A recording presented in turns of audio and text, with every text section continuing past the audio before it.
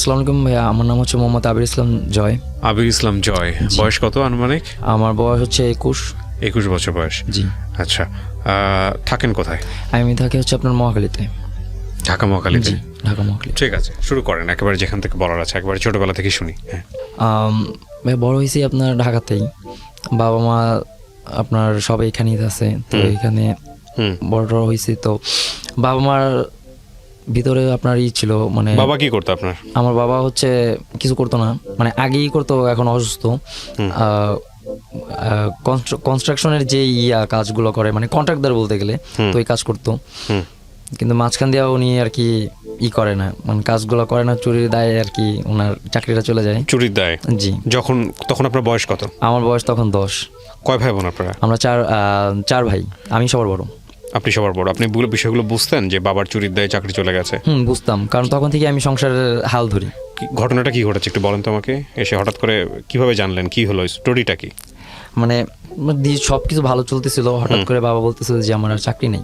আচ্ছা, চাকরি নাই। তো তখন খুব ভালোভাবে চলতেছিলাম ভাইয়া, মোটামুটি আলহামদুলিল্লাহ। তো হঠাৎ এসে বলতেছে আমার চাকরি নেই। তো আম্মু জিজ্ঞেস করতেছিল যে কেন, কি হয়েছে? বলতেছে যে এরকম এরকম রড চুরির দেয় আমার চাকরি গেছে। তো রড চুরির দেয় চাকরি গেছে না, আমি তো ভাইয়া অত কিছু বুঝি না তখন মাত্র ক্লাস 5-এ পড়ি। আচ্ছা, 5-এ পড়ি। তো এখন বলতেছে যে আমার আর চাকরি নাই। আমার মানে মালিকের খুব বিশ্বস্ত লোক ছিল। আচ্ছা। তো বলতেছে এরকম। তো ওইখানে আরো একটা লোক ছিল, উনি হচ্ছে আপনার ভাঙারি জিনিসপত্র নিত। ওই চান্সে আপনার আস্তে আস্তে রডগুলো কাইটা নিয়ে চলে যেত। তো ওইটা নিয়ে আর কি, তো আব্বু আর খেয়াল করে না, তো আব্বুর উপর সবকিছু দায়িত্ব ছিল।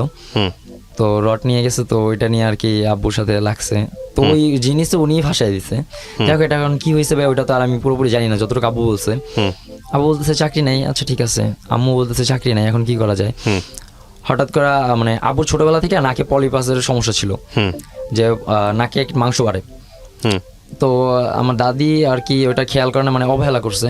তো এরকম করতে করতে অনেক বড় হয়ে গেছে। তো হঠাৎ করে আব্বুর চাকরি চলে যায়, আব্বু বেকার হয়ে পড়ে। তো আমার আর স্কুলে যাওয়া হয় না। তখন আম্মু তো তেমন লেখাপড়া নাই যে একটা চাকরি বাকরি করবেন। তখন আমাদের ফ্যামিলিটা ভাইয়া খুব মানে এক কথায় রাস্তায় নামে আসে। তো আব্বু, তখন আপনি কোন ক্লাসে পড়েন? তখন আমি মানে কেবল 5 বছর, মানে একটা বছরের মধ্যে ভাইয়া সব আমার এলোমেলো। ওকে। তখন শুধু মানে সবাই বুঝতে শুরু করতেছিলাম যে আসলে কোনটা কি জিনিস, তখন বুঝতে আসতেছিল। তো হঠাৎ করে গেল, এখন আব্বু অসুস্থ হয়ে পড়ে। আব্বুর খুবই মানে ওই পলিপাসের সমস্যা হয়। আর আব্বু একটু মানে উল্টাপাল্টা নেশা টেশা করতো। তো মানে নেশা করতে হচ্ছে আপনার, আব্বু একটা মেয়ের জন্য আর কি ছিল, পাগল ছিল। তো ওই মেয়েটার আর কি দাদা দাদি বিয়ে দেয় নাই। দাদা দাদির টাকা পয়সা একটু বেশি ছিল, তো এই কারণে অবহেলা করছে যে এই মেয়ের সাথে বিয়ে দেবো না। তো ওই পর্যায়ে ওইখান থেকে আব্বু একটু পাগলামি টাইপের শুরু করে, ওই উল্টাপাল্টা নেশা টেশা করে। তো ওইরকম করতে করতে অনেক কষ্টে আম্মুর সাথে বিয়ে দেয়। আব্বুর আর আম্মুর কিন্তু জমে না ভাইয়া, যে স্বামী স্ত্রী ভালো সম্পর্ক ছিল না। এমনও রাত গেছে ভাইয়া, রাত্রে 2টা-3টা বাজে মানে ঘুম থেকে লাফায় উঠছি যে আব্বু আম্মুরে মারতেছে। মানে মারামারি শব্দ শুনে ভাই আমি মানে আমরা ঘুম থেকে লাফায় উঠছি। আচ্ছা। আমি আর আমার ভাই তখন ছোটটা, আমরা তখন 2 ভাই। রাত্রেবেলা এরকম টাইম গেছে, ঘুমাইতে পারতাম না। জিনিসপত্র ভাঙচুর হইতো, এই সেই হইতো, মানে পুরো অবস্থা খারাপ। তো খারাপ লাগতো ভাইয়া, মানে আস্তে আস্তে এমন একটা মানে হয়ে গেছিল যে ভাইয়া ফ্যামিলিটা আমার কাছে নরক মনে হইতেছিল। মা কান্না করতো, মার কান্না দেখে ভাইয়া আমারই মানে খারাপ লাগতো। আমার ছোট ভাই তখন মানে ও আমার 2 বছর ছোট, তো তখন ও কিছু কিছু বুঝতো, একটু বুঝতো। আচ্ছা। তো বাবা এরকম মারধর করতো। বাবা তখন ওই যে চাকরি চলে যায়, অসুস্থ হয়ে পড়ে, তখন আরো মানে রাগী হয়ে যায়, এমনিতেই রাগী, আরো রাগী হয়ে যায়। তো আম্মু হাল ছাড়ে না, আম্মু করে। এমন একটা পর্যায়ে এসে পড়ে ভাইয়া যে এখন আমার আর কি মানে কোনো উপায় নেই। তো আম্মু না পাইয়া মানুষের বাসায় কাজ পর্যন্ত করছে, যে আমাদের মানে তখন আমরা 4 ভাই। ওরকম পর্যায়ে চলার পরে আমরা 4 ভাই হয়েছি। তো মানুষের বাসায় কাজ করে পর্যন্ত খাওয়াইছে ভাইয়া। মাথা গোজার একটু ঠাই ছিল একটা, মানে মহাখালী এরিয়াতে আমার একটা বাড়ি আছে। আপনার বাবা কি চাকরি চলে যাওয়ার পর আর কোনো চাকরি পায় নাই? না, অসুস্থ হয়ে পড়ে, পুরো একদম একেবারে অসুস্থ হয়ে পড়ে। যেমন আপনার নাকের মাংস এই পর্যন্ত চলে আসে। আমাদের যা টাকা পয়সা মানে যা সম্পত্তি ছিল, আম্মুর যত কিছু ছিল, মানে নানি বাড়ি থেকে পাইছিল, তো ওগুলো সব আইনা মানে বাবারও মানে চিকিৎসা লাগায়। যদি ধরেন আজকে ধরেন 50,000 টাকা আনছে একটা জায়গা বিক্রি করে, কালকে আপনার অপারেশন এরকম একটা ফিক্স করছে। তো বাবা কি করতো, টাকা পয়সা নিয়ে মনে করেন যে জমা দেওয়ার কথা বললা মানে হসপিটালে, তো ওইটা মনে করেন ই করে ফেলতো, মানে খরচ করে ফেলতো বা যাইতো না, জমা দিলে যেত না। এরকম 2-3 বার হয়েছে। মানে এমনও দিন গেছে যে আত্মীয় স্বজনের কাছ থেকে টাকা পয়সা উঠে নিয়ে বাবার অপারেশন করতে চাইতেছি। আচ্ছা, এই পাগলামি বাবা পাগলামি করার কারণে আপনার মনে করেন যে দাদা দাদিও দেখতে পারতো না। ও দাদা দাদিও দেখতে পারতো না, তখন দাদা দাদিও সাপোর্ট করতো না। ভাই এমন দিন গেছে 2-3 দিন না খাই রয়েছি শুধু পানির উপরে, মানে আপনার এই ছোট ভাই বোনদের নিয়ে? ছোট ভাই বোনদের নিয়ে। আমার মা এক মুঠো ভাত, তো ওইটা যদি 2 গ্লাস পানি দিত, পানি দেওয়া মনে করেন ভাতগুলো আমার দিত, আমগুলো দিত, পানিটা আমার মা খাইতো। এরকম দিন গেছে। বাবার উপরে খুব রাগ, তখন থেকেই বাবার সাথে কথা বলা বন্ধ। একসাথে কি ভাইয়া মারতো, প্রচুর মারতো, গায়ে হাত তুলতো, প্রচুর গায়ে হাত তুলতো।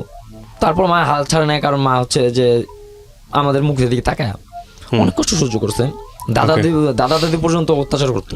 ওকে। তারপর চাচা ছিল, চাচিও অত্যাচার করতো, মানে খারাপ খারাপ কথা বলতো, উল্টাপাল্টা কথা বলতো। তারপরে মা যেত না, মা বলতো যে এইগুলো রেখে আমি কই যাবো। আমার ছোট ভাইটা যখন লাস্ট একদম আপনার ওইটা কয় মাস, 3 মাস না 4 মাস হবে, তো ওই বাচ্চা রেখা ভাইয়া আমার মা কাজে গেছে। আচ্ছা। তো ওই ভাইগুলো আমি পাইলে বসে বড় করি। তো ভাইয়া আমার আর লেখাপড়া হয় না, লেখাপড়া বাদ দিয়ে দেওয়ার পরে ওই যে ওইখান থেকে শুরু হয়। পাই না থাকা অবস্থায় লেখাপড়া বাদ দেন? আমি 5-এ থাকা অবস্থায় লেখাপড়া বাদ দিয়ে দেন। আচ্ছা, বাদ দিয়ে কি করলেন? বাদ দিয়ে আমি বলি, বাদ দিয়ে আমার ছোট চাচা, আমার বাবারা 2 ভাই 2 বোন। তো আবু হচ্ছে ভাইদের ভিতরে বড়, আর ওনার উপরে একজন বড় বোন আছে। আচ্ছা। যে ছোট চাচা উনি আবার তিতুমি কলেজে আপনার একটা ছোটখাটো একটা হোটেল আছে, তো ওইখানে যাই চাকরির জন্য। দিন হাজিরা আপনার হচ্ছে আপনার 50 টাকা। আচ্ছা। তখন এটা হচ্ছে 12 হবে ঘটনা। তো 50 টাকা হাজিরা যাই ভাইয়া। তখন আমার ফ্যামিলিতে খুব অভাব। মা কাজ করে আপনার মাসে ক্যান্টিনে, না তিতুমি কলেজের অপোজিট সাইডে ক্যান্টিনে কাজ করা শুরু করলেন, ক্যান্টিন বয় হিসেবে? হ্যাঁ, ক্যান্টিন বয় হিসেবে বলতে কি, চাচার ওইটাই আমি দেখাশোনা করতেছি। ছোট একটা হোটেল, মানে সিঙ্গাড়া বেচে, এরকম ফাস্টফুড আইটেম। চাচার কাছে যাই, 50 টাকা হাজিরায়। তখন ভাইয়া 50 টাকা আমার কাছে অনেক কিছু ছিল, কারণ আমার ওই টাকাতে আমার ফ্যামিলি চলবো। আমার টার্গেট এটা, যে আমি যদি 50 টাকা দিতে পারি আমার একদিনে বাজার চলে যাবে।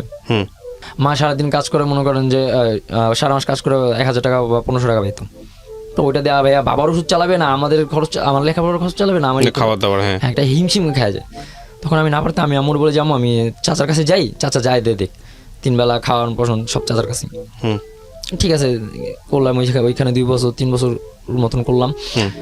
2 বছর মতন করছি, প্রতিদিন মনে করেন করতাম। কিন্তু ওইখানে ভাইয়া কথা হচ্ছে যে শুরু হলো, সন্দেহ শুরু হলো, কারণ ক্যাশ কাউন্টারে আমি থাকতাম। আচ্ছা। ক্যাশে আমি থাকতাম। তো মনে করেন যে একসাথে 60-70 জন কাস্টমার, কলেজের স্টুডেন্ট ভাইয়া, ছুটি হলে তো বুঝিনি কিরকম একটা দোকানে ভিড় করে। তো 70 জন, এমনও দিন গেছে 70-80 জন কাস্টমার আমার একটা ছোট দোকানের চার সাইড দিয়ে ঘিরে রাখছে। তো কেন? খাবারের জন্য। ও আচ্ছা আচ্ছা, খাবারের জন্য ঘিরে রাখছে। আচ্ছা। তো আমি কারে রেখে কারে দেবো, মানে 2 জন, আমি আর আমার চাচা বসতো না তেমন একটা, চাচা আর কি জিনিসপত্র বানাই দিত ফাস্টফুডগুলো। তো আমার একা দোকানটা সামলাই দিত, একজনের থেকে বিল নিতেছে আরেকজনের কাছ থেকে নিতে পারতেছি না, এরকম অবস্থা। তো ওরকম ক্যাশে টানাটানি পড়ে। তো ক্যাশে টানাটানি পড়ার অবস্থায় মনে করেন যে চাচা আর একটা বিয়ে করে, দ্বিতীয় বিয়ে করে, যে 2 নম্বর বউ যেটা, উনি হচ্ছে ছোট চাচি। তো চাচি মানে একটু অন্যরকম ভাবে কথাবার্তা বলতে শুরু করে, যে টাকা নেই, এরকম করি, ওই করি, সেই করি, মানে নানান কথা বলতে শুরু করে। তো ভাই আমার না খারাপ লাগে, আমি যে জিনিসটা করি না ভাই, ওই জিনিসটা আমার বলে খারাপ লাগে শুরু করে। আম্মুরা এসে বলে যে আম্মু এরকম অবস্থা, ঠিক আছে।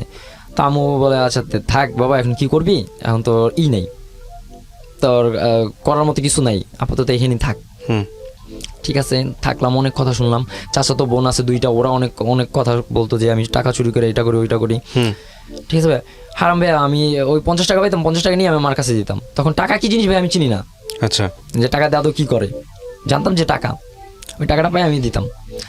তো যখন আস্তে আস্তে বুঝতে শুরু করি, সে সময় যখন ছেড়ে আসবো এর আগে, তখন চাচা বলতেছে যে, চাচা মানে সাপোর্ট করতে শুরু করে যে আমার ফ্যামিলিতে, যে ওর ফ্যামিলিটা এই অবস্থা, আচ্ছা তোরে কাজ কর, সারাদিন বেচার পর 4টার পরে তো কলেজ অফ হয়ে যায়, এরপরে যে জিনিসগুলো থাকবে, মানে ফাস্টফুড আইটেম যেগুলো থাকবে, এগুলো তুই সেল দিবি, তুই রাত 7টা পর্যন্ত থাকা বেচবি, বেচার পর ওটা যা হইব ওটা তুই নিয়ে যাবি। আচ্ছা আচ্ছা। চাচা সাপোর্ট করা শুরু করে, কারণ চাচা তখন পারতেছে না যে চাচির কারণে কিছু করতে, বাইরে কিছু। তো চাচি করে, ও এরকম সন্দেহ করা শুরু করে, এরকম করে। চাচা সাপোর্ট, আস্তে আস্তে সাপোর্ট দেয়, কিন্তু চাচির ওইটা মানে কেমন একটা ইয়ে হয়। যাই হোক, ওইটা আমি বুঝতে পারি, না বললেও বুঝতে পারি। তখন আমি বলি যে চাচা এরকম এরকম অবস্থা, আমি এখানে থাকবো না। চাচারা বলতেছি, আচ্ছা, এই যে চাচারা বলতেছে, আম্মু বলতেছে যে দেখ বাবা, তুই যদি এখান থেকে চলে আসিস তাহলে কীভাবে কী করবি। তারপরও আম্মুর বলে যে আম্মু দেখা যাবে কী হয়, দেখা যাবে কী হয়। তখন ভাইয়া একটা ওইখানের একটা স্টুডেন্ট, ওর সাথে ভালো মানে সম্পর্ক হয়ে গেছে। তো ওই স্টুডেন্ট আমার একটা ফোন গিফট করে, নোকিয়া E5। কি নম্বর? নামটা মুশফিক নাদের মুস্তাকিন এরকম একটা নাম ছিল, অনেক আগের কাহিনীটা। তো ওই ছেলেটা ইউজ করা, ওর বাটন ফোন ইউজ করা, একটা বাটন ফোন আমার দেয়। মানে একটা সম্পর্ক এসে পড়ছে ভালোই, আসতে প্রতিদিন আমার রেগুলার কাস্টমার ছিল। তো ভাইয়ার বলতাম যে ভাই এরকম এরকম মোবাইল টোবাইল চালাতে, ফেসবুক টেসবুক চালাইতো। তো দেখতাম যে ভাই আমি তো চালাইতে চাই, মানে ফাইজলাম টাইজলাম করতাম। তো ভাইয়া বলছে আচ্ছা নেই। তখন তো ভাই সিমের রেজিস্ট্রেশন করা লাগতো না, একটা সিম দিছে, একটা রবি সিম, হ্যাঁ রবি সিমই দিছে। তো রবি না, যাই হোক একটা সিম দিছে আর একটা ফোন দিছে, ওই নোকিয়া E5। তো দিছে, দেওয়ার পর ওইটারে আর কি করি, ওইটা চালাই। তো চাচা তো বোন ওরা সবাই বলতেছে কি যে আমি দোকান থেকে টাকা সরাই আমি ওই মোবাইল কিনছি। ওকে ভাই আরও খারাপ লাগলো, গেল। তারপরে থেকে এই করি যে আচ্ছা আমি যেহেতু করি না, তারপর আমার নাম আসতেছে। তারপর আমি কী করলাম ভাই, করলাম মানে ফাজলামি শুরু করলাম যে যেহেতু আমি করি না জিনিসটা, তারপর আমার নাম আসতেছে যে আমি করতেছি। তখন ওই যে 100 টাকা 150 টাকা 200 টাকা এরকম করে নিয়ে করতাম দোকান থেকে, নিয়ে জিজ্ঞেস করলে হ্যাঁ নিছি, যেহেতু এতদিন নেই এখন নিছি, এখন নিতেছি। পারলে কিছু করেন, হয়তো ভালো লাগে আমরা রাখেন, না ভালো লাগে আমার বিদায় করেন। কার দোকান ছিল জানি? এটা আমার চাচার দোকান, ছোট চাচার দোকান।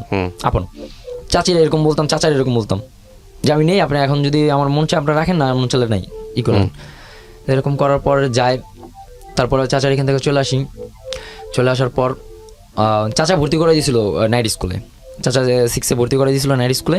তো ভাইয়া ওই হোটেল তো বুঝেন, হোটেল আপনার সকাল থেকে শুরু করলে রাত্রের 3টা-4টা বাজে পর্যন্ত কাজ করতে হয়, তারপর ঘুমাইলে আবার 7টা বাজে উঠতে হয়, 6টা-7টা বাজে উঠতে হয়। তো তখন আর পড়ার পাই না, টাইম পাই না। কোন ক্লাসে তখন আপনি? তখন 6-এ ভর্তি করে দেন, 6-এ। হ্যাঁ, পড়ার পাই না। যাই হোক, তারপরে কি করলাম যে পড়তে পারতেছি না। তারপর ভাইয়া মানে আগ্রহ ছিল, পড়ার আগ্রহ ছিল, মানে ওই টুকটাক একটু পড়তাম বই বাই করে। তা পড়তাম, গেছে ওই কাহিনী, তো ওটা গেছে।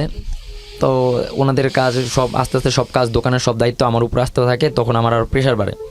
তখন আমি আর পড়াতেছিলাম যে পড়তে, একদিকে আমার ফ্যামিলির প্রেশার, একদিকে হচ্ছে আপনার দোকানের প্রেশার, একদিকে হচ্ছে আমার পড়ালেখার প্রেশার। কোনো একটা কিছু আমাকে ছাড়তে হবে ভাই। তো ওইটা চিন্তা করলাম, ছাড়লাম আমি পড়ালেখা, যা আমার দ্বারা আর হবে না। যদি আমি ফ্যামিলি চিন্তা করি তাহলে আমার পড়ালেখা হবে না, যদি পড়ালেখার চিন্তা করি তাহলে আমার চাকরি হবে না, দুইটার একটা হবে না। তো ছাড়া দেওয়ার পরে করি 17 সাল পর্যন্ত ওইখানে আসি। 17 সাল পর্যন্ত ওইখানে থাকার পরে ওইখান থেকে বেরিয়েছি। তখন নতুন পুলিশ প্লাজা হয়, এই যে হাতিরঝিলে পুলিশ প্লাজা। ওকে, হাতিরঝিলে পুলিশ প্লাজা হয়। এর আগে ছাড়ছি, কিন্তু এর আগে বেকার ছিলাম। তো একটা ফ্রেন্ডের মাধ্যমে ওইখানে একটা চাকরি পাই, যেটা হচ্ছে আপনার ক্লিনার পোস্টে। ওটা হচ্ছে জাজ মাল্টিমিডিয়ার চেয়ারম্যানের আব্দুল আজিজ স্যারের হচ্ছে দোকান, তখন নতুন উদ্বোধন করছে। তো স্যারের দোকানের একটা পিচ্চি লাগবে। তখন ভাই ছোটো, মানে হাইট লম্বা অতটা হয়নি। তো পিচ্চির কাজে ঢুকার পর ওইখানে চাকরি করে 17 সাল থেকে শুরু করি। তখন নতুন উদ্বোধন হয়েছে। তো ওইখানে 1 মাস 15 দিন চাকরি করছি, তখন ঈদের আগে। তো বেতন পাই, বেতন পাওয়ার পর বেতন ছিল আপনার 3300 টাকার মতো, আর প্রতিদিন 20 টাকা করে কনভেন্স দিত। বেতন পাওয়ার পর একটা মোবাইল কিনি। আম্মুরি বলি, আম্মু তখনও আবার ক্লাস অফ ক্ল্যানে যে একটা গেমস ছিল, তো ওইটার প্রতি মানে একটা নেশা চলে আসছিলো যে সবাই গেমস খেলে আমি খেলবো, একটা মোবাইল কিনি। এই কারণে মোবাইল কেনার পর ওইটা দিয়ে মনে করেন যে এর আগে থেকে যে নোকিয়া E5 ছিল, ওই যে ভাইয়ের কাছ থেকে নিয়েছিলাম, ওই ফোনটা ইউজ করতাম। তো ওই ভাই আবার স্প্যামিং করতো, মানে ফেসবুকে হ্যাকিং ট্যাকিং নিয়ে এইসব মানে করতো। তো ভাইয়ার দেখা দেখি ভাইয়ারে জিজ্ঞেস করতাম, ভাইয়া এটা কী, ওইটা কী। ভাইয়া বলে দিত যে এটা এইভাবে, ওইটা মাথার ভিতরে রাখতাম, নলেজে রাখতাম যে ভাই কীভাবে কী করে। তো ওইখান থেকেই করা। মোবাইল কিনে নতুন, তখন ফেসবুক আইডি খুলে ভদ্র শয়তান নামে একটা আইডি খুলি। কি নাম? ভদ্র শয়তান। হ্যাঁ, ফাইজলাম করে, মানে কত সালের গল্প এটা? ওইটা যখন মোবাইল নিয়ে ভাইয়ের কাছে, সেটা কত সাল? 12-13 মতন। ওকে, ভদ্র শয়তান। হ্যাঁ, একটা আইডি খুলি। তো আইডিটা চালাইতে থাকি। ভাইয়া বলে দেয় যে কীভাবে ফেসবুক চালায়, কীভাবে কার সাথে কথা বলে, ভাই এরকম কিছু মেসেজ টাইপিং করা তার কাছ থেকে শিখি। ইংলিশে মেসেজ টাইপিং করা তার কাছ থেকে শিখি। তো আইডিটা চালাতে পরে হঠাৎ আইডি মানে মোবাইলটা নষ্ট হয়ে যায়, বন্ধ হয়ে যায়, আর ওইটা চালু হয় না। তো তখন এই পুলিশ প্লাজা চাকরি করি, ওইখান থেকে বেতন প্রথম স্যালারি পাই। তো মার হাতে দেই, মায়ের বলি যে মা আমি একটা ফোন কিনবো, সবাই গেম খেলে, আমি তো গেম খেলতে পারি না, আমার গেম খেলতে ইচ্ছা হয় অনেক। ঠিক আছে, তো বাবা মার কাছ থেকে এতটুকু বড় হয়েছে যে বাবা মার কাছ থেকে বড় কিছু চাইনি। একটা জিনিস লাগলে চায় বাবা মার কাছে, আমি ওটা চাই না, কারণ আমি জানি যে আমার বাবা মা আমার দিতে পারবে না। যদি পারি তো ওইটা আমার নিজেরই করে নিতে হবে, তো আমি আর চাই না। তো তখন মার কাছে চুপি চুপি বলতে যে মা আমার একটা ফোন লাগবে, আমার গেম খেলবো, সবাই গেম খেলে, আমি পারি না গেম খেলতে, আমার ইচ্ছা হয়। পরে মা 1500 টাকা দিয়ে একটা এই মানে তখন ওই যে ম্যাক্সিমাস একটা সেট মানে সেকেন্ড হ্যান্ড কেনার পর ওইটাতে গেম টেম খেলি। তখন ওই আইডিটা আবার লগইন দেই ভাইয়া, ওই আইডিটা ফেসবুক আইডিটা লগইন দেই, ভদ্রের সাথে যে আইডিটা ওইটা লগইন দেওয়ার পর ভাইয়া এখন না ওই যে আমি তো মনে করেন যে আগে মানুষের সাথে বড় বড় মানুষের সাথে চলতাম, কিন্তু ফ্রেন্ড সার্কেল তো তেমন একটা ছিল না, বাবা মিশতে দিত না ফ্রেন্ডের সাথে, বাবা মিশতে দিত না, মানে একটা বন্ধু বাবা পছন্দ করতো না। তো বড় ভাইয়াদের সাথে মিশতাম বা বড় আঙ্কেলদের সাথে মিশতাম, মানে মানুষের বড় বড় মানুষের সাথে মিশতে পারতাম, কিন্তু বন্ধু বান্ধবের সাথে মিশতে পারতাম না। তো ওইখানে যাই বন্ধু বান্ধবের সাথে মিশি, তখন অনেক মানে হয়, বন্ধু বান্ধব হয়। তো বন্ধু বান্ধবগুলো দেখতেছে ওরা ফেসবুক চালাইতেছে, তো ওদের দেখা দেখি তা হ্যাঁ আমার তো আইডি আছে, আমিও লগইন দিই, পাসওয়ার্ড ফেসবুকের পাসওয়ার্ড মনে আছে, তো লগইন দিয়ে করতেছে। এখন না ভাইয়া মানে আমাদের যেরকম বন্ধু ছিল, আমাদের উপর লেভেল সিনিয়রও ছিল, 1 বেস 2 বেস সিনিয়রও ছিল মার্কেট লাইনে। তো ওরা দেখতাম কি মেয়েদের সাথে কথা বলতো ভাইয়া, মেয়েদের আইডিতে কথা বলতো, মেয়েদের সাথে ঘুরতো, মানে এরকম অনেক কিছু করতো। আর মেয়েদের সাথে কথা বলে ফেসবুকে, এটা তো আমি আগে জানতাম না। আমি তো শুধু জানতাম যে ফেসবুকে ভিডিও দেখা যায় বা ওই যে ফানি কার্টুন আছে ওগুলো দেখা যায়, তখনই জানতাম এটা। মেয়েদের সাথে আবার কীভাবে কথা বলা যায়, প্রত্যেক ফ্রেন্ডের কাছে জিজ্ঞেস করলাম যে কী এগুলো কী কেমনি কী, পরে কইতেছে দেখাই দিল যে মেয়ের আইডি এটা, ছেলের আইডি এটা, মানে কীভাবে কী করতে হয়, কেমনি রিকোয়েস্ট পাঠাইতে হয়, কীভাবে কথা বলতে হয়, ওগুলো আবার ওরা দেখাই দিতেছে এরকম করবি। তো এরকম করতে করতে না ভাই এখন মানুষের প্রোফাইলে ঢোকা শুরু করি। তো এখন ওরা দেখাই দিতেছে যে এটা এইভাবে করবি, এটা এইভাবে করবি।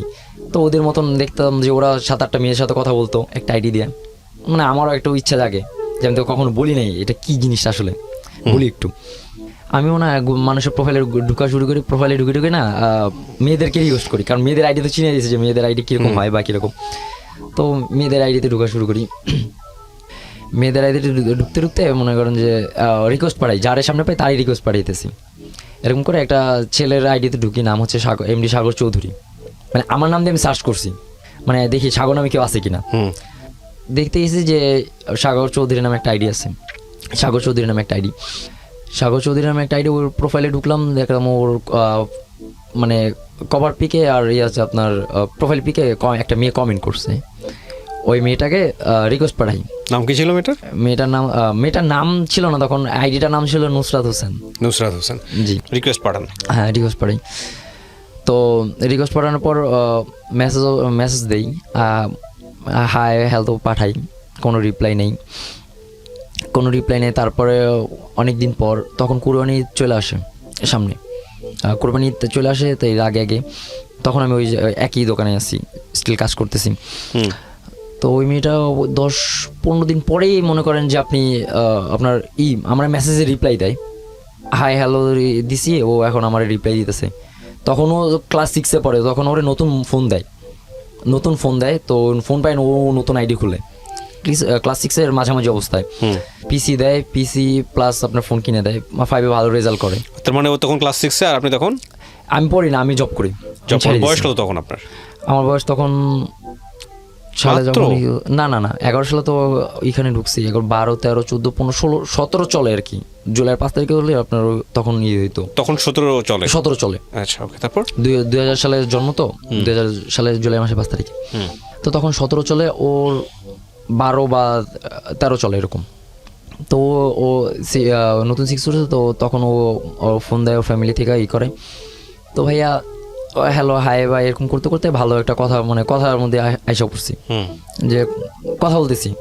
আজকে রিপ্লাই, ও আমার মেসেজ দিলাম, ওরা আমার রিপ্লাই দিতে হয়, ঠিক আছে, বা আমি মেসেজ দিলে ওরা আমার রিপ্লাই দিতে হয়, এরকম একটা সম্পর্ক চলে আসছে।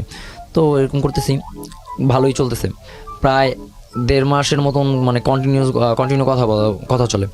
এখন একজন আরেকজনের ছাড়া মানে থাকতে পারতেছি না, এরকম একটা অবস্থা যে ওর সাথে কথা বলতেছি, আমি ওর সাথে কথা বলতেছি। আসলে কথা বলতে হবে, বা একদিন কথা না হলে চলবে না, এরকম একটা অবস্থা।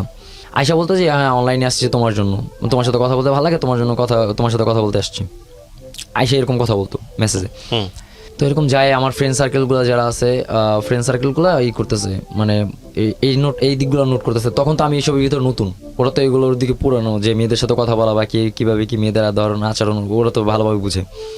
তো ওরা বলতেছে যে দোস্ত এটা তো প্রেম, এটা তো তোরা প্রেম করতেছিস। আমি প্রেম মানে তখন আমি বুঝি না যে আসলে এটা কি প্রেম নাকি। বলতেছে এটা তো আসলে রিলেশন। ভাই রিলেশন কি?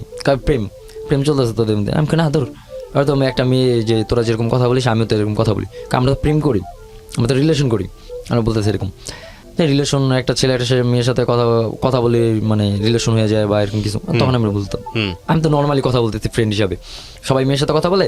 তখন ভাই আমার বাসায় শান্তি নেই, আমার একজন মানে ওর সাথে কথা বলে আমার একটু শান্তি লাগতো। বাসায় তখন আমার শান্তি মানে মোটামুটি নাই, বাসায় উল্টাপাল্টা কথা বলতো, বাবার তো ওরকম চলতোই। তো একটা মানে বন্ধু বান্ধবের সাথে মিশতাম, মাঝখান থেকে ওরাও আমার সাথে কথা বলা বন্ধ করে দেয়। মানে ওরা হচ্ছে কেন বন্ধ করে দেয়? মানে ওরা হচ্ছে মেয়েদের নিয়ে টাইম দিতে পারেন না কারণে। টাইম দিতে পারি না, কারণ ওরা এক জায়গায় ঘুরতে যেতেছে, ওইখানে যাইতে হইতেছে, ওরা একটা জায়গায় যাইতেছে, ওইখানে ওরা খাইতে যাবে বা বুঝতে পেরেছি। আপনি বেশিরভাগ সময়টা মেয়েটাকে দিতেন? বেশিরভাগ সময়টা মেয়েটাকে দিতাম, আর আমার কাজ মেয়ে আমার বাসা, 3টা জিনিস। তো ওরা আস্তে আস্তে ওরা যে যার মতন সাইড হয়ে যাওয়ার পর আমি এখন একা হয়ে যাই। তখন আমার মানে খুব খারাপ অবস্থা, বাবা মার ডিভোর্স হয়ে যাবে এরকম একটা অবস্থা, খুব খারাপ অবস্থা হয়ে যায়, ডিপ্রেশনে চলে যায়। তো বাবা মার ডিভোর্সের মতন অবস্থা, কেউ কাউরি করবে না, এখন ছেলে মেয়ে আলাদা হয়ে যেতেছে। এখন বাবা বলতেছে যে আমি ওরে রাখবো, আমি আমার বড় ছেলে রাখবো আর ছোট ছেলের একটা রাখবো, তুই বাকি 2টা নিয়ে যা। মা রাগ করে দেশে চলে যায়। আচ্ছা। তখন ভাই খুবই একা লাগে, মানে আগে তো মা ছিল, মার সাথে ফ্রেন্ডলি সম্পর্ক, মানে আমি যদি কিছু করতাম মার সাথে আমি কথা শেয়ার করতাম। বাবাও তো তখনও কি বাবার সাথে কি সম্পর্ক আছে তখন? না, বাবার সাথে কোনো সম্পর্ক নেই। বাবা কি তখন নিখোঁজ? না, আছে, মানে একই ফ্যামিলিতে থাকি কিন্তু না থাকার মতো। হ্যাঁ, না থাকার মতন, কথাবার্তা বলি না। বাবার মতন, আমি আমার মতন। বাবা মার এরকম অবস্থা, বাবার মতন আছে, মার মতন গ্রামে চলে যায়। তো আমি এখন এখানে একা পড়ে যাই, আমার মাথায় ঋণের বোঝা চলে আসে। যেমন সমিতির ঋণ চলে আসে। সমিতির ঋণ প্রায় 10,000 টাকা। এই ঋণটা করে আপনি কি করেন? আমি ঋণ করি না, আমার মা ফ্যামিলি করছে। হ্যাঁ, আমার মা করছিল। তো ওইটা বড় ছেলে হিসাবে তখন তো আপনাদের দুজনের মধ্যে সম্পর্ক খুব ভালো, চুটিয়ে চলতেছে প্রেম, রাইট? না, প্রেম তখনও না, তখন দুজনকে মিস করেন? হ্যাঁ, মিস করে কথাবার্তা হয়। আচ্ছা, তারপর?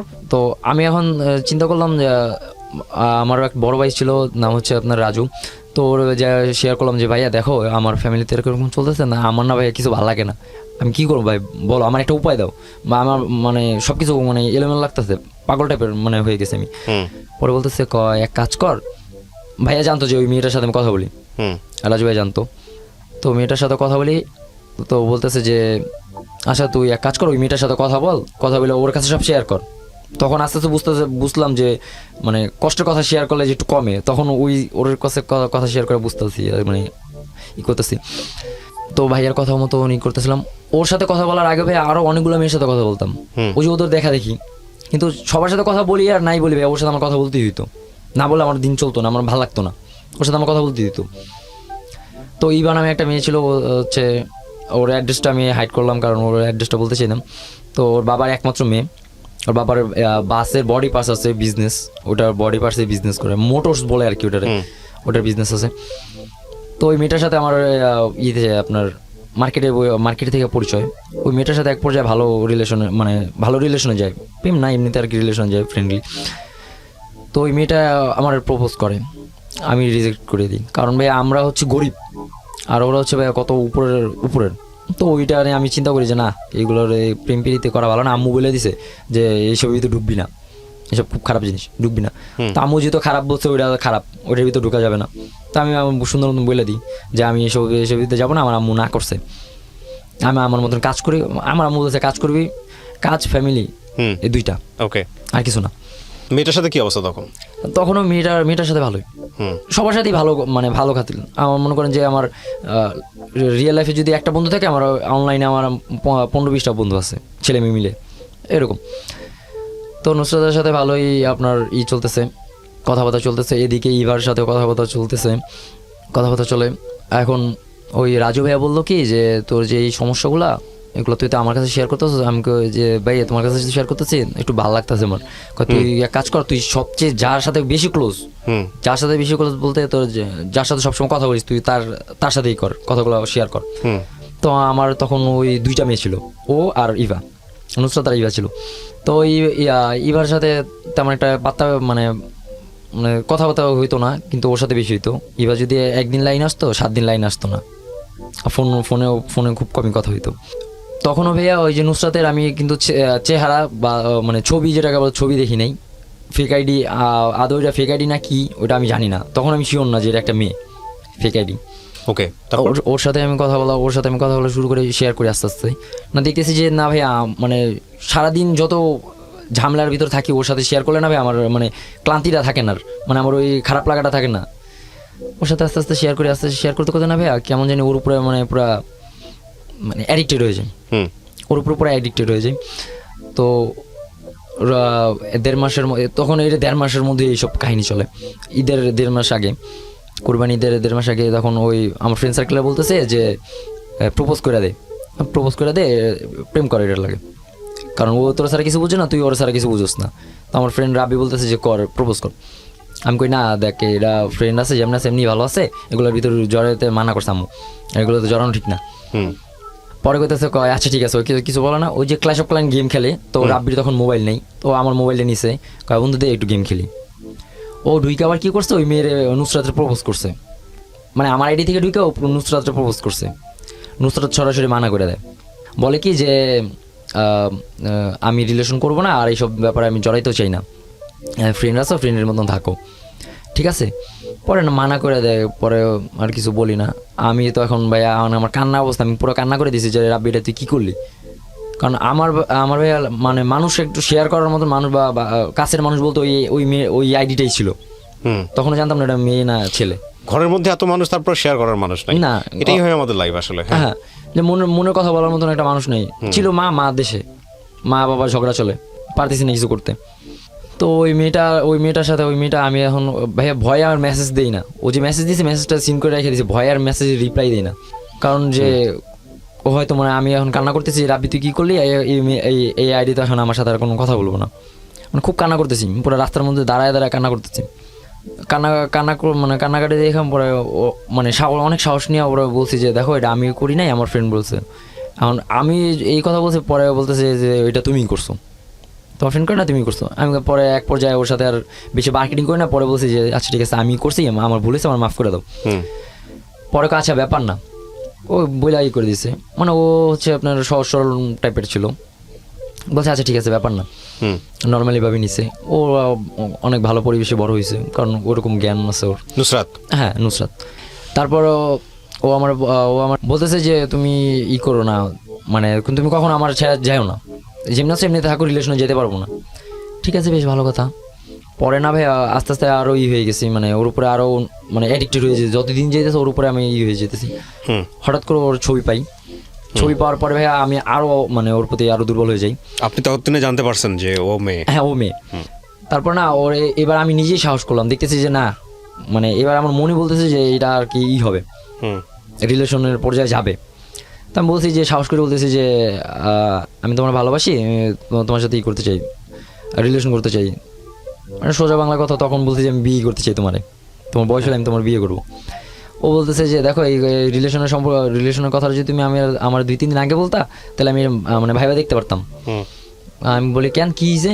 পরে বলতেছে যে আমি তো একটা ছেলেরে মানে করে ফেলছি, অ্যাকসেপ্ট করছি 2-3 দিন আগে।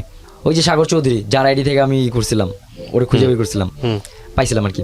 তো সাগর চৌধুরী ওই ছেলের ছবি দেয় ভাই, মানে আমি পুরা মানে ভাষা হারায় ফেলাই, কোনো কথা বলার কোনোই নেই। দুইবারই আমি রিজেক্ট। তারপরে ও বলছে যে আচ্ছা আমার যাই হোক, আমার ছেড়ো না, তুমি যেমনি আছে আমার সাথে এমনিতেই থাকো, তুমি আমার পাশ থেকে সরো না, কারণ তোমার আমার ভালো লাগে, তুমি আমার বেস্ট ফ্রেন্ড। সরি নেই যেহেতু এরকম 18-19 যায়, 19-এর আগে জুলাইয়ের 3 তারিখে ফার্স্ট মিট করি ওর সাথে। এতদিন ওই ছেলেটা হচ্ছে ফ্রড, ওর কাছ থেকে টাকা খাইছে, তারপর হচ্ছে আপনার ওর মানে আপত্তিকর ছবি অনেকগুলো নিছে, ঠিক আছে ভাইয়া, আপত্তিকর ছবি নিছে, প্রায় 45,000 টাকার মতো খাইছে, 45,000 টাকার মতো খাইছে। আমি বারবার বলতাম ভাই, আমি সবসময় বলতাম যে যা করবা ভাইবা চিন্তা করো, ছেলে কিন্তু ভালো না। ওই যে আমার চাচাতো বোন আছে, ওই চাচাতো বোনের কীভাবে জানি আইডিয়া ও পাইছে, ওই ছেলেটা সাগর নামে ছেলেটা, ওই ছেলেটা পাইছে, পাওয়ার পরে ওই ওর সাথে ওরকম করতো, মানে ফ্রড করতো। তো এটা আমি বলতাম মানে নুসরাত বলতো যে মানে ও বিশ্বাস করতে চাইতো না। পরে আমার চাচাতো বোন রেডি মনে করেন যে প্রুফ করাই যে আসলে এটা ও এরকম ফ্রড করছে। তো ওদের রিলেশন ভাঙা যায়। ছেলে থাকতো আপনার ইয়াতে নোয়াখালীর ওদিকে, লক্ষ্মীপুর ওইটা বলেন, লক্ষ্মীপুর না জানি ওইদিকেই থাকে। আর ও থাকতো এখানে, ফেসবুকে রিলেশন করতো, মাঝে মাঝে 2-1 বার দেখা করতো। তো গেল, এখন তো ভাইয়া ও আমার বলে না যে ও সিঙ্গেল। হঠাৎ করে একদিন বলতেছি কি, তখন যখন আর বলি যে তুমি করো, দেখাশোনা করো, যা করার করো, বুঝে শুনে করো। তো ও আমার বলতো কি যে আমি নাকি ওদের সাথে ও গুটি লাগাই। ওই ছেলেটা বলতো যে ওই জয়নামের ছেলেটা আমাদের রিলেশনে গুটি লাগায়, ঠিক আছে, ও আমাদের রিলেশনটা পছন্দ করতেছে না, তুমি ওর সাথে কথা বলো না। তারপর যে মিম আমার বলে যে আমি নাকি গুটি বাজ, আমি নাকি ওদের সাথে গুটি লাগাই। তো আমি কথা বলা বন্ধ করে দিই।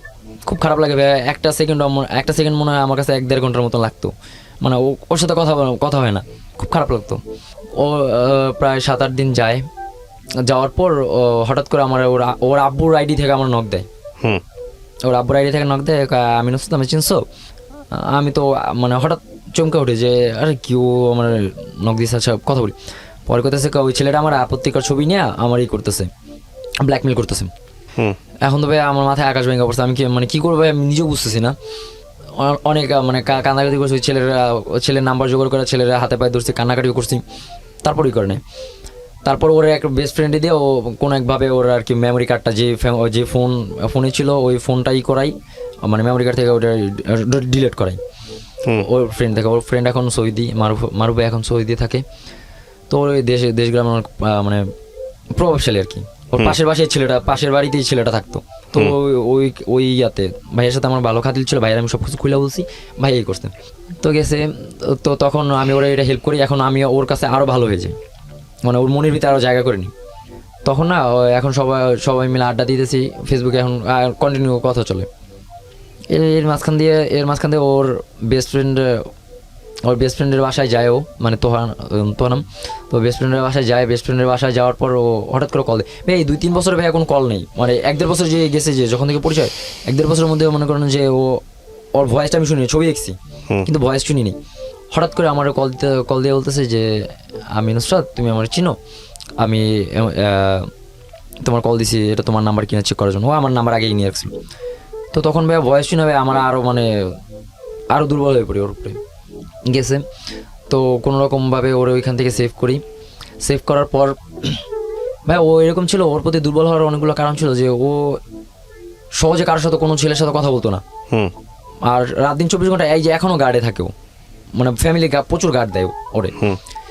তো ওই ছেলের সাথে এই আপত্তিকর জিনিসপত্রগুলো ওর স্যারদের কাছে দেয়, ওর ফ্রেন্ডের কাছে দেয় ওই ছেলেটা, ওর এই এমনকি ওর ফ্যামিলির কাছেও দেয়।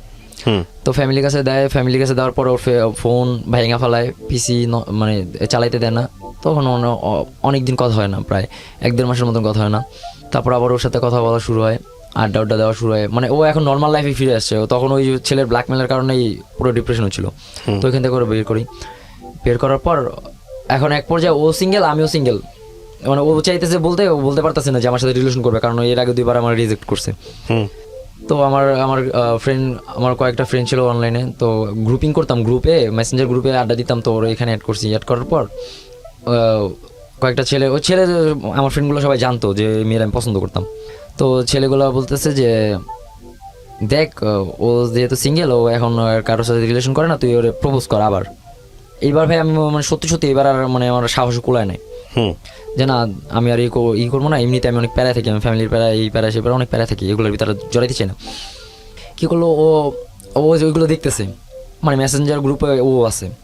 তো আকিব নামের ফ্রেন্ডরা ও কী করছে, ওরে ইনবক্সে যা বলছে যে দেখো, জয় তো তোমার অনেক লাভ করে, এতদিন ধরে তোমার সাথে আছে, তুমি চাইলে ওর সাথে রিলেশনে যেতে পারো, ছেলেরা কিন্তু খারাপ না, ভালোই। তো বলে ভাইয়া আমি ওরা পছন্দ করি, আমি ওর বলতে চাই না, কারণ এর আগে আমি ওর 2বার রিজেক্ট করছি। তারপর হচ্ছে যে ও বেস্ট ফ্রেন্ড আছে, বেস্ট ফ্রেন্ড থাক, আমি চাই না। আর আমি যদি ওরা প্রপোজ করি, আমার রিজেক্ট করে দিতে পারে। তো কোনো একভাবে ও আকিব আমাদের রিলেশনটা করায় দেয়। তো রিলেশন করানোর আগে ওর ক্লাসমেট একটা ছেলে ছিল নাম বাঁধন, ওই বাঁধনের নামে ও আমার বলছে ভাইয়া যে মানে ওর কাছে যেরকম মানে প্রায়োরিটিটা আমি ছিলাম ভাইয়া, আমি ওর প্রায়োরিটি ছিলাম, তো ও কী করতো ও আমার জায়গাটা ওই ছেলেরই দিতে শুরু করলো। তখন ভাই আমার পাগলামি শুরু হয়, মানে তখন আমার পাগলামি শুরু হয়।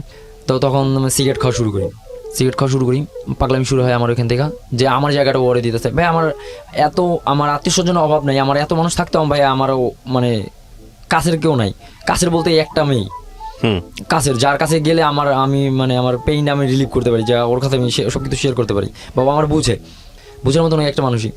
তো ও এখন থেকে ও আমার কাছ থেকে দূরে সরতেছে, হাত কাটি এটা করি, মানে একদম পুরো সাইকো অবস্থা হয়ে যায়। এখন এটা আকিব পরে বলে যে দেখো বোন, এরকম অবস্থা, ও তো তোমার জন্য এরকম করতেছে, তুমি কি বলো। পরে এক পর্যায়ে মনে হয় না চাইতেও ও আমার সাথে রিলেশনে জড়ানোর পরে ভাই এরকম চলে 1.5 বছর রিলেশন চলে ভাই। প্রত্যেক সপ্তাহে একবার করে ব্রেকআপ হইতো, প্রত্যেক সপ্তাহে। আচ্ছা আচ্ছা। প্রত্যেক সপ্তাহে এমন আছে প্রত্যেক ঘন্টায় ব্রেকআপ হইতো। তো মানে ঝামেলা লাগতো।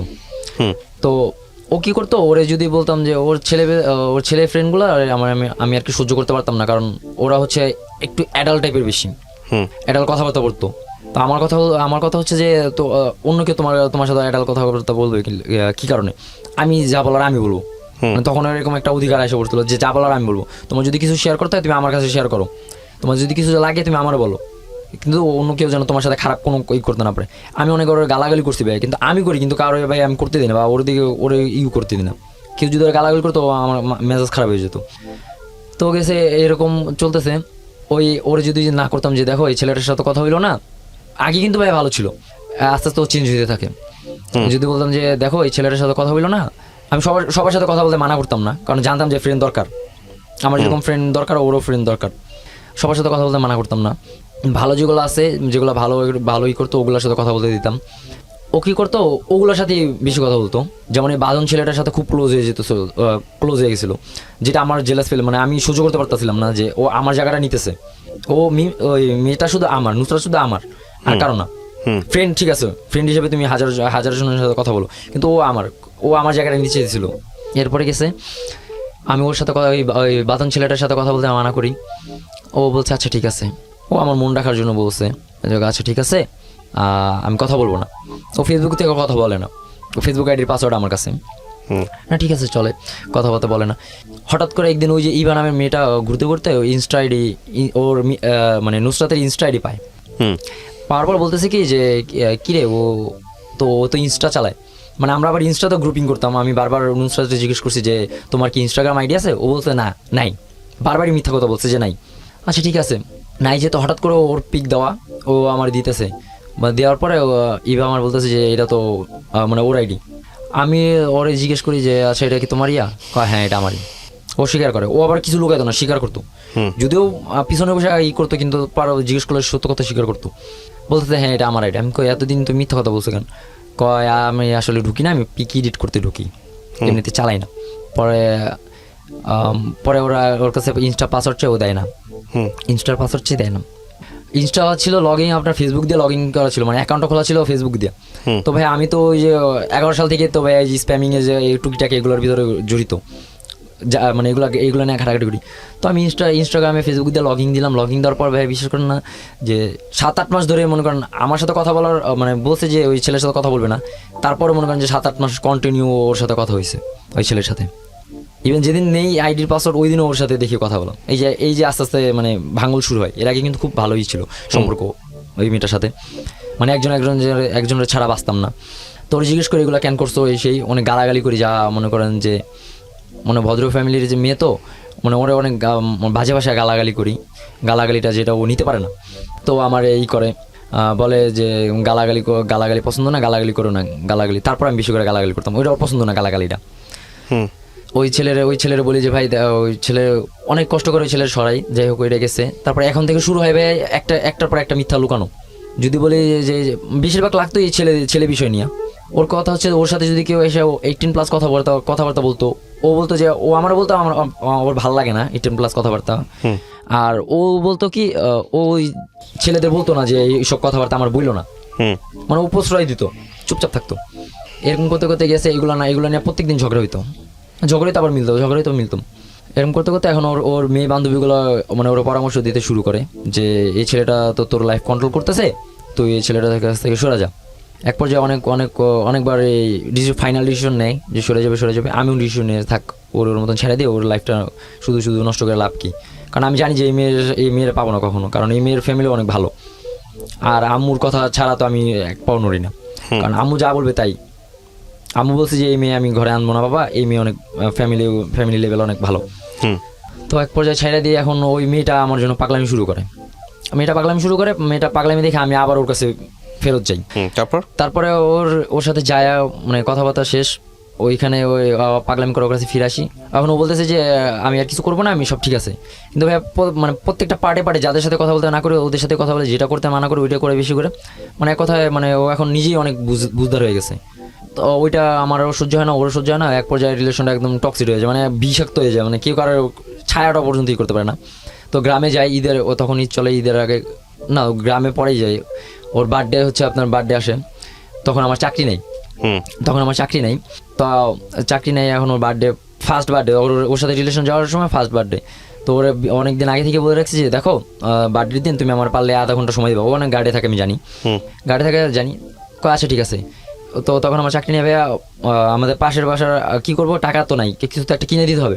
পাশের বাসার আন্টিদের ওই যে মালামাল শিফট করতেছে, তো তাদের সাথে হেল্প করি। ওইখান থেকে মনে করেন যে আপনার 1800 টাকা না 1900 টাকা দেয়।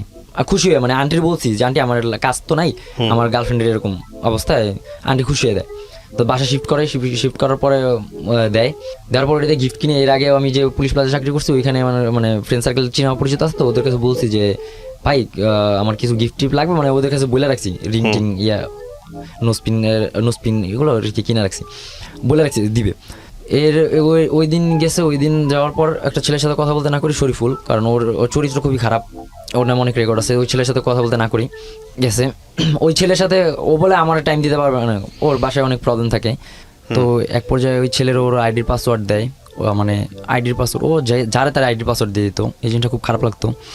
তারপরে এই ছেলের আইডি পাসওয়ার্ড দেয়, আমি ওরে মানা করছি যে ছেলের সাথে কথা বলতে না, যাই হোক গেল।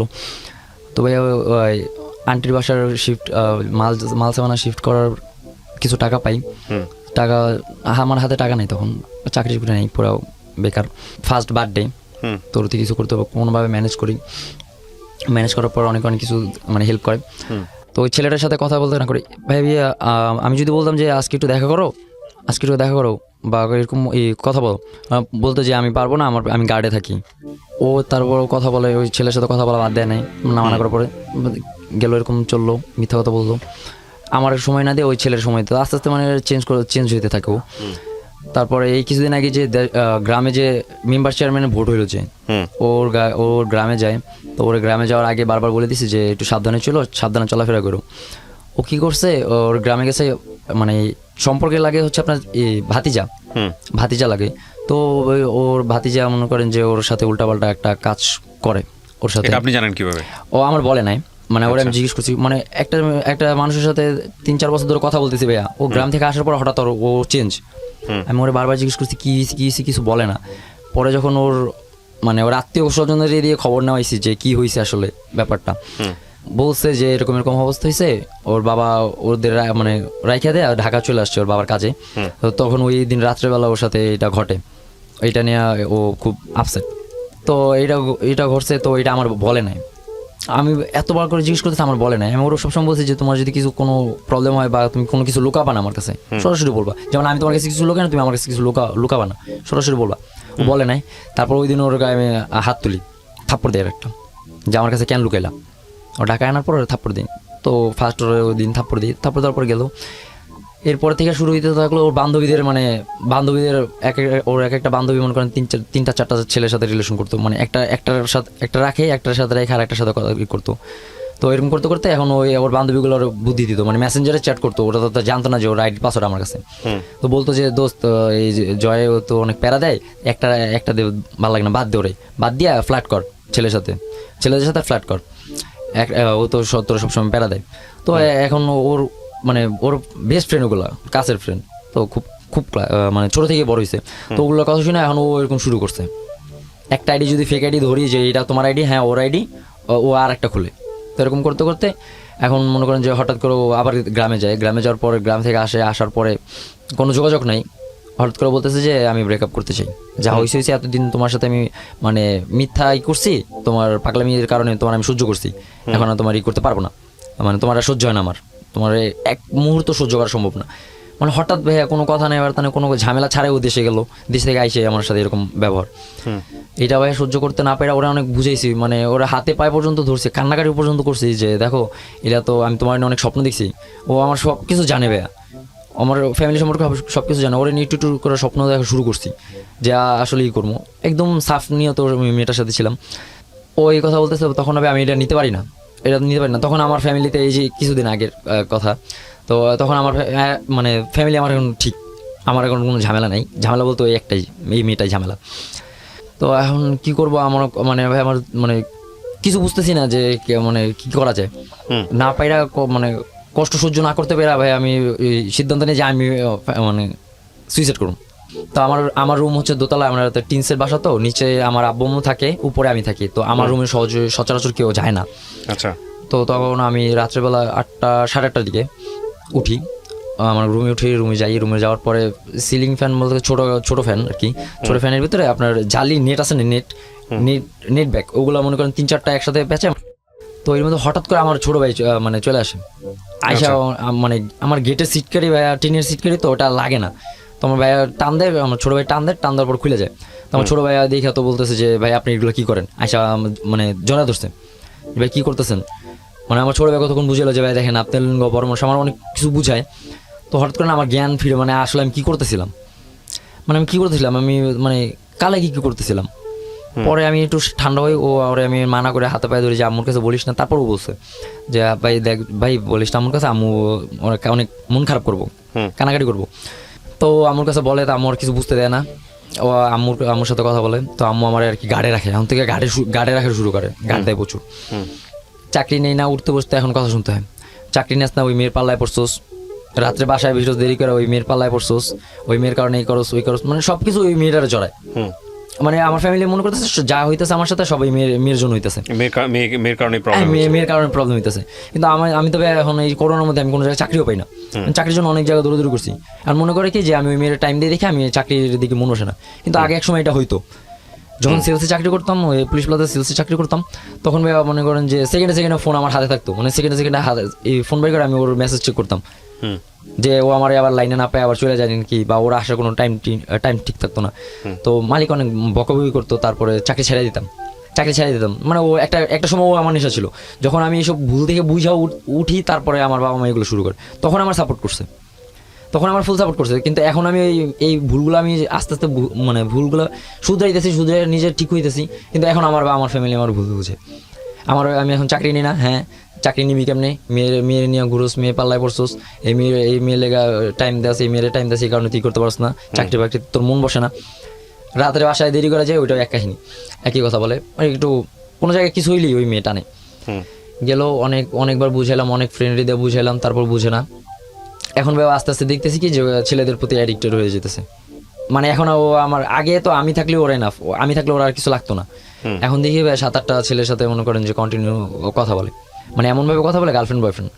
তো এটা হচ্ছে কিছুদিন আগের কথা, এইগুলো ধরতে পারি, তো ওইটা আর সহ্য করতে পারি না, যেটা কি মানে দেখতেছি কি ও আমার সাথে ব্রেকআপ করে দিয়েছে, কিন্তু আমি ওর সাথে পারতেছি না। পরে ওর কিছু আপত্তিকর ছবি আমার কাছেও ছিল, মানে আমি নিছিলাম আর কি, খারাপ উদ্দেশ্য নয়, বা মানে নিছিলাম যেন ওরা আটকাইতে পারি, যেন যা গেলে যেন ওরা আমি আটকাইতে পারি, আমার খারাপ কোনো উদ্দেশ্য ছিল না। তো ওই মূল কথা হচ্ছে যে আমি ওর সাথে কথা বলতে হবে, আমার ওর রিলেশন নাই, এখনো কিন্তু নাই ভাইয়া, আমার ওর সাথে কথা না বলে আমার এখনো চলে না। এই আমি আজকে আসার সময় আমি ওর সাথে কথা বলে এসেছি, কারণ আমার কথা হলো যে ওর সাথে আমার কথা বলতে হবে, রিলেশন থাকুক আর না থাকুক, ওর ছাড়া ওর সাথে কথা বলা ছাড়া আমি থাকতে পারি না। ওই ছবিগুলো দিয়ে ব্ল্যাকমেল করে যে তুই আমার সাথে কথা বলবি কি না বল, নাইলে আমি তোর বাবা মার কাছে এগুলো দিয়ে দেবো। তো ওই যে ছেলেদের সাথে 8-10টা ছেলেদের সাথে করতো, আমি বলছি যে এগুলোর সাথে বন্ধ করবি, নাইলে আমি কিন্তু তোর ফ্যামিলির কাছে সব দিয়ে দেবো। ওর ফ্যামিলি ভাইয়া এই ফেসবুক সম্বন্ধে কিছু বুঝে না, ওর ভাইরা আমি বলছি যে ভাইয়া দেখেন আপনার বোন তো এরকম করতেছে, ওরা রাগচাপ দিয়েন না, ওরা সুন্দরভাবে একটু বুঝান, একটা বন্ধু হিসেবে বুঝান যে এগুলো যেন না করে। ওর ভাইয়া উল্টা কি বললো যে আমার বকারে বানাই দিল, মানে আমি বলে নাকি থ্রেট দিছি তার ফ্যামিলিরে। তারপর ওর ফ্যামিলির আর কিছু বলি নাই, ওর ফ্যামিলি যখন এগুলো সব প্রমাণ সহ ওর ভাইরে আমি দিছি, তারপর ওর ভাই বিলিভ করে না, ও আমার উল্টা বকেটে বলছে। তো আমি এই বিষয় নিয়ে আগাই নিয়ে তখন আমি ব্ল্যাকমেল করি যে আমার কথা হচ্ছে যে রিলেশন নাই, ঠিক আছে আমার কোনো প্রবলেম নেই, কিন্তু আমার সাথে কথা বলতে হইব, যে ভাই আগের অভ্যাস কথা বলতে হবে। তো ব্ল্যাকমেল করে ওর সাথে কথা বলি, তোমার ঢাকা আসা লাগবে না বাবা, তুমি দেশে থাকো, তোমার যা কিছু লাগে তোমার আমি দেশে দিতেছি, তোমার ফোনও দেওয়া হবে না, তোমার সিমও দেওয়া হবে না, কিছুই দেওয়া হবে না। অনেক কান্নাকাটি করে পর সিম টিম নেই, মানে অনেক কষ্টে মানে প্রুভ করতে হয়েছে যে আমি এগুলো করবো না। তো এসে সব কিছু গেছে ভাইয়া। আমার একটা মানে খারাপ লাগা জিনিস হচ্ছে যে ভাইয়া মানে ওর জন্য ভাইয়া কোনো কিছু তো কমতি রাখি নেই।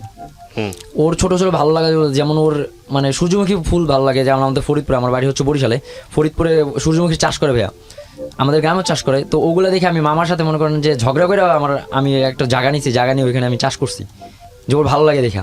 ওর ছোটো ছোটো মুরগির বাচ্চা ভালো লাগে দেখে আমি মুরগির মানে ফার্ম বানাইছি মামারে দিয়া, মামার সাথে অনেক ঝামেলা করে।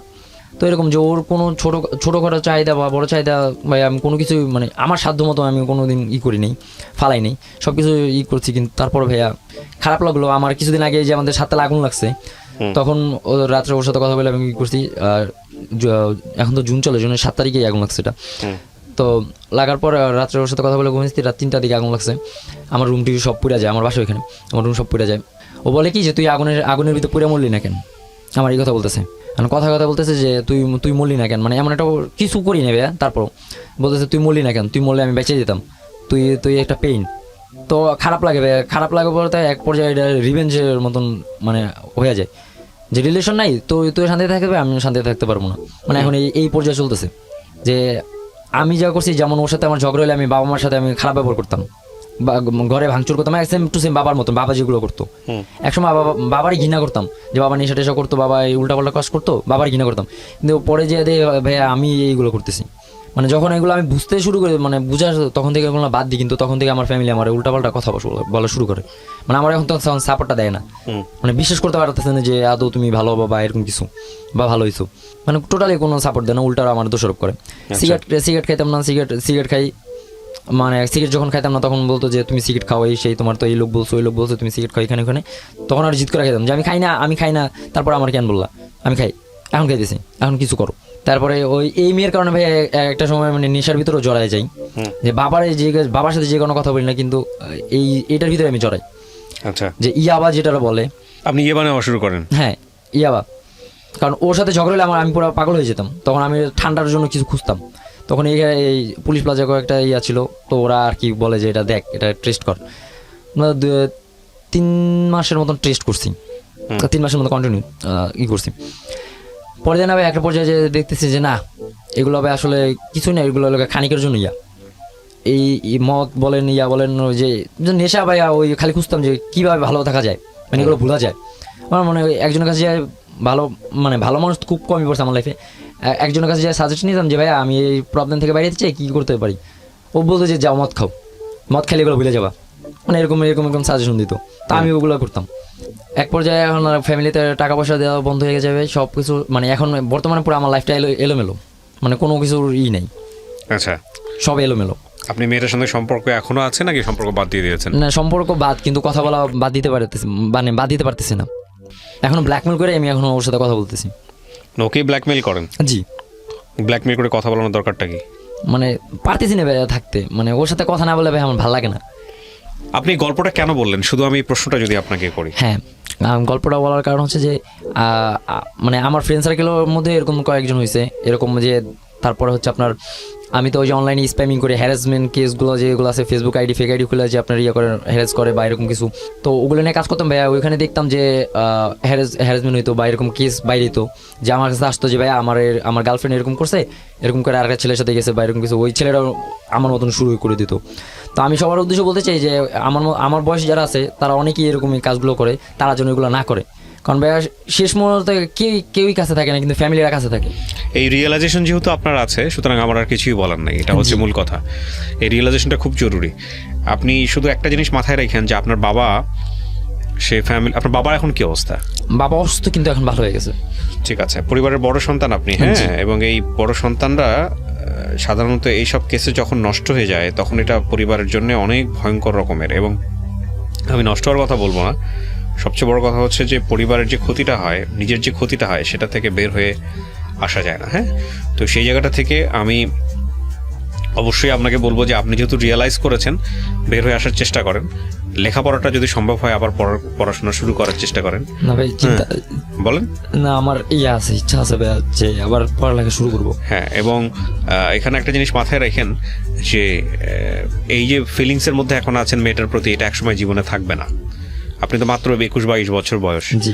এটা থাকবে না একসময়, কিন্তু এটা যদি আপনার লাইফে এখন পার্মানেন্ট কোনো ক্ষতি করে দেয়, সেটা সারা জীবন থাকবে। এটাই হচ্ছে শুধু বলার মতো। হ্যাঁ, তো সেই জায়গাটা একটু সতর্ক থাকেন।